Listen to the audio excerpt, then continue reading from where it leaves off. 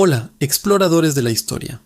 Hoy vamos a desenterrar las capas de un país que es un verdadero puente entre continentes, culturas e imperios. Turquía.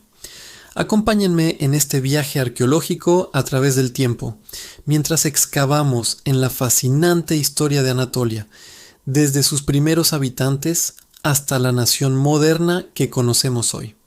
Nuestra excavación comienza hace más de 4000 años, en la Edad del Bronce. Aquí, en el corazón de Anatolia, surge una de las civilizaciones más enigmáticas y poderosas del mundo antiguo, los hititas. Imaginen una tierra de ciudades fortificadas como Hattusa, su imponente capital, rodeada de murallas ciclópicas.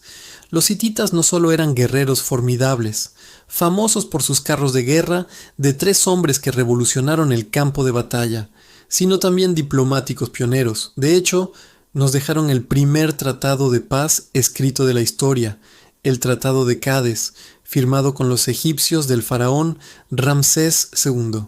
Eran maestros de la metalurgia, especialmente del hierro, una tecnología que guardaban celosamente y que les dio una ventaja militar decisiva. Mientras desenterramos tablillas cuneiformes, descubrimos una sociedad compleja con un panteón de 1000 dioses y un sistema legal sorprendentemente avanzado para su época. Pero como todos los grandes imperios, los hititas finalmente se derrumbaron alrededor del año 1200 a.C., víctimas de invasiones y cambios climáticos, dejando un vacío de poder y un legado que apenas comenzamos a comprender. A medida que cavamos más profundo en nuestra línea de tiempo, la siguiente capa que encontramos brilla con el esplendor de la antigua Grecia. A partir del siglo VIII a.C., las costas de Anatolia, conocidas como Jonia, se convirtieron en un hervidero de colonización griega. Ciudades como Mileto, Éfeso y Halicarnaso no eran simples puestos avanzados, se transformaron en epicentros de la filosofía, la ciencia y el arte. Fue aquí donde pensadores como Tales, Anaximandro y Heráclito comenzaron a cuestionar el mundo, sentando las bases del pensamiento occidental. Imaginen pasear por las calles de mármol de Éfeso, maravillándose ante la grandiosidad de la biblioteca de Celso o el templo de Artemisa, una de las 7 maravillas del mundo antiguo. En Halicarnaso se erigía otra maravilla, el mausoleo, una tumba monumental para el sátrapa Mausolo. Pero esta era también una tierra de conflictos. Las guerras médicas, la épica lucha entre las ciudades-estado griegas y el vasto imperio persa se libraron en gran parte por el control de estas ricas ciudades jonias. Más tarde, Alejandro Magno marcharía a través de Anatolia, liberando a las ciudades griegas y difundiendo la cultura helenística, una fusión de influencias griegas y orientales que transformaría la región para siempre. Nuestra pala golpea ahora el hormigón romano. Tras la muerte de Alejandro, sus generales se repartieron su imperio, y Anatolia quedó sumida en un periodo de reinos helenísticos en constante conflicto, como el reino de Pérgamo. Sin embargo, una nueva superpotencia emergía en el oeste. Poco a poco, Roma extendió su influencia sobre Anatolia, anexionándola provincia tras provincia. Para los romanos, Anatolia era vital. Era una fuente inagotable de grano, minerales y reclutas para sus legiones. Construyeron una impresionante red de calzadas, acueductos y teatros, cuyas ruinas aún hoy nos asombran. Ciudades como Éfeso alcanzaron su máximo esplendor bajo el dominio romano, convirtiéndose en una de las metrópolis más grandes del imperio. Fue también en esta Anatolia romana donde una nueva fe comenzó a echar raíces. El apóstol Pablo viajó extensamente por la región, predicando el cristianismo y estableciendo algunas de las primeras comunidades cristianas en lugares como Antioquía y las 7 iglesias del Apocalipsis. Esta capa de historia es crucial porque sembró las semillas de la transformación religiosa y cultural que definiría el siguiente gran capítulo. Y ese capítulo es monumental. En el año 330 después de Cristo, el emperador Constantino toma una decisión que cambiará el curso de la historia. Traslada la capital del Imperio Romano a una antigua ciudad griega llamada Bizancio, rebautizándola como Constantinopla. Nace así el Imperio Romano de Oriente, que más tarde conoceremos como el Imperio Bizantino. Durante más de 1000 años, Constantinopla fue la ciudad más rica, grande y fortificada de la cristiandad. Era el faro de la civilización en una Europa sumida en la Edad Oscura. Imaginen la cúpula de Santa Sofía, una maravilla de la ingeniería, elevándose hacia el cielo, un símbolo del poder y la fe bizantina. Sus emperadores, herederos directos de los césares romanos, gobernaban sobre un vasto territorio que se extendía desde los Balcanes hasta Egipto. Preservaron el conocimiento clásico griego y romano. Desarrollaron un código legal que aún influye en nosotros, el Código de Justiniano, y crearon un arte deslumbrante, lleno de mosaicos dorados e iconos sagrados. Pero el Imperio Bizantino fue también un imperio en constante asedio, enfrentándose a persas, árabes, eslavos y finalmente a los cruzados latinos que saquearon brutalmente Constantinopla en 1204, un golpe del que nunca se recuperaría por completo. Mientras el poder bizantino menguaba, una nueva fuerza surgía de las estepas de Asia Central, los turcos selyúcidas. Jinetes nómadas y feroces guerreros convertidos al Islam irrumpieron en Anatolia en el siglo XI. En la batalla de Manzikert, en 1071, infligieron una derrota catastrófica al ejército bizantino, abriendo las puertas de Anatolia a la migración turca masiva. Este fue un punto de inflexión. La demografía, la cultura y la religión de la región comenzaron a cambiar drásticamente. Los selyúcidas establecieron el sultanato de Rum, con su capital en Konya.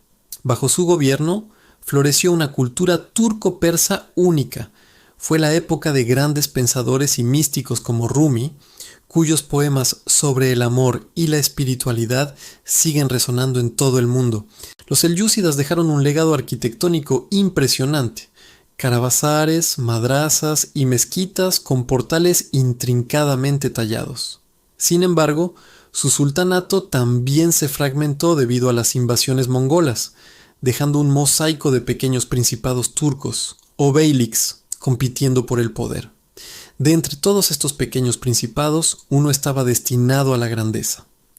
A finales del siglo XIII, en el noroeste de Anatolia, un líder llamado Osman Gazi fundó un modesto beylik. Nadie podría haber imaginado que este pequeño estado se convertiría en uno de los imperios más grandes, duraderos y poderosos de la historia, el Imperio Otomano. Con una mezcla de habilidad militar, pragmatismo político y fervor religioso, los sucesores de Osman, los sultanes, expandieron su territorio de manera implacable. Cruzaron a Europa, conquistaron los Balcanes y pusieron sus ojos en el premio final, Constantinopla. Durante siglos, las formidables murallas de la ciudad habían resistido todos los asaltos.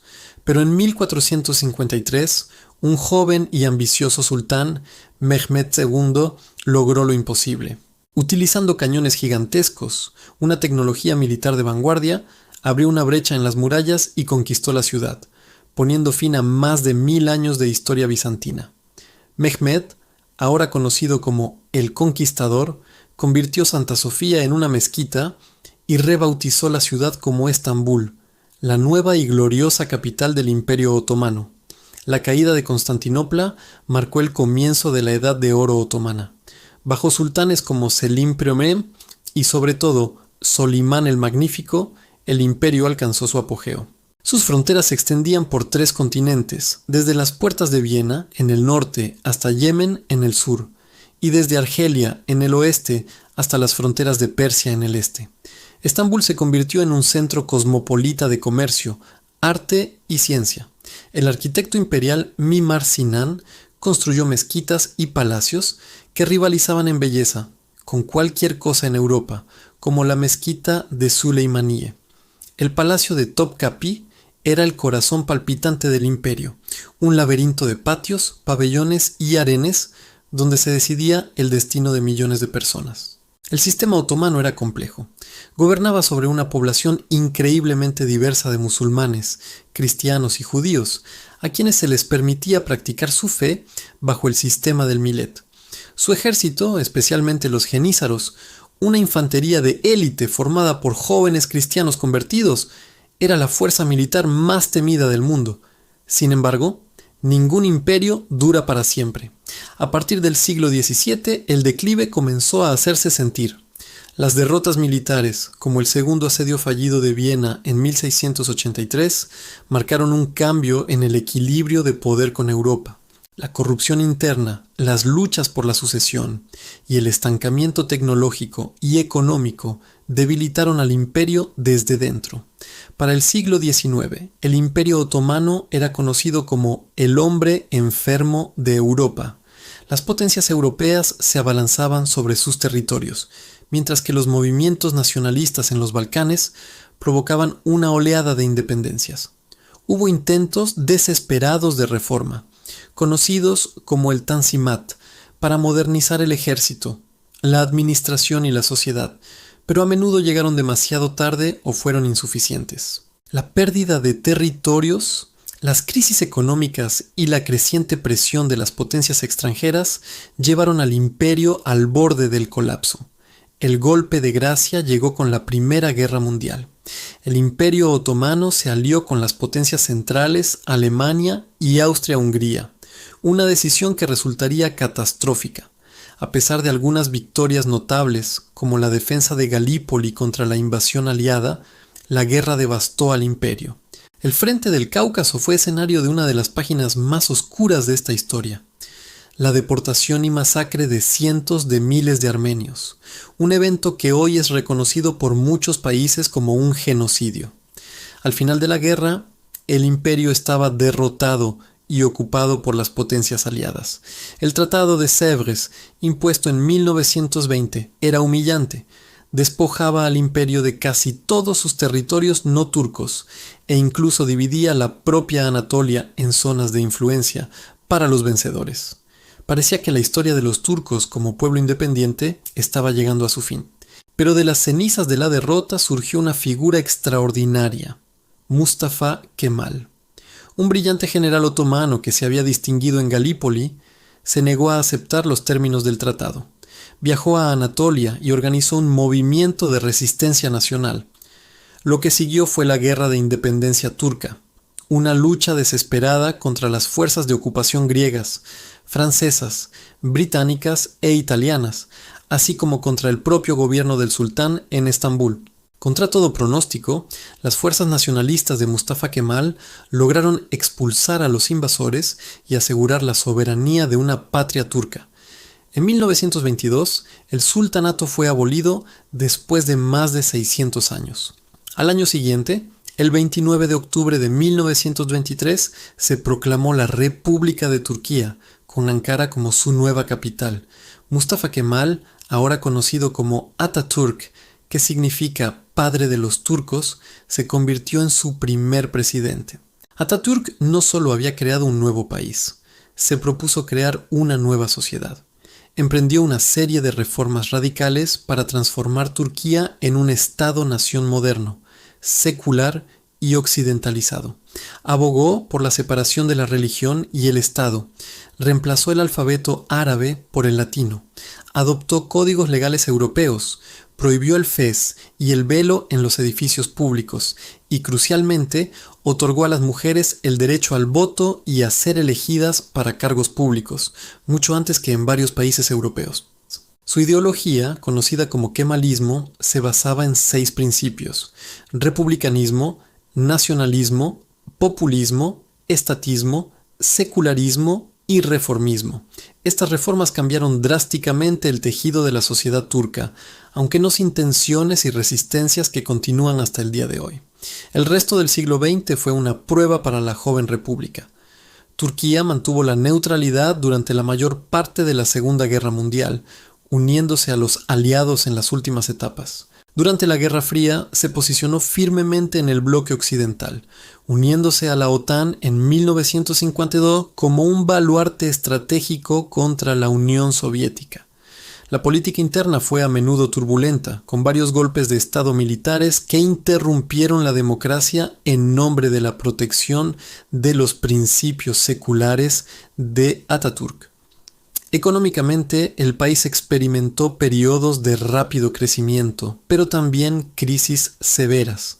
El problema kurdo, Un conflicto de larga duración con grupos separatistas en el sureste del país ha sido una fuente constante de violencia y debate político. Hoy, Turquía sigue siendo un país de fascinantes contradicciones y complejidades. Es una democracia vibrante con una economía emergente, un miembro clave de la OTAN y un candidato a la Unión Europea. Al mismo tiempo, enfrenta debates internos sobre la identidad nacional, el papel de la religión en la vida pública y su dirección futura en la escena mundial. Es una tierra donde los minaretes de mezquitas milenarias se alzan junto a modernos rascacielos, donde las antiguas tradiciones conviven con una cultura juvenil y globalizada. Y así, nuestra excavación llega a su fin. Hemos viajado a través de milenios, desenterrando las historias de hititas, griegos, romanos, bizantinos, selyúcidas y otomanos. Hemos visto el nacimiento de una república moderna de las cenizas de un imperio.